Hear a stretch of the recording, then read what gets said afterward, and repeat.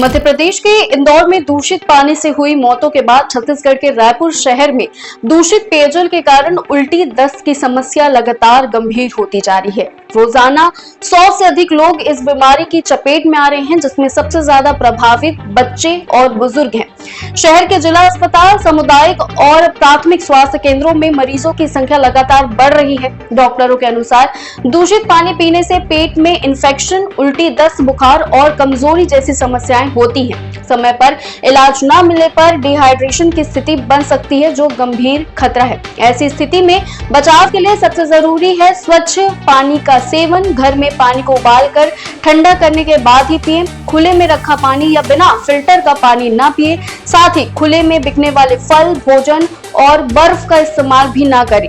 स्वच्छ पानी की सुरक्षा से ही हम इस बीमारी से बच सकते हैं। ऐसे ही अपडेट्स के लिए वन छत्तीसगढ़ को सब्सक्राइब करना ना भूलें।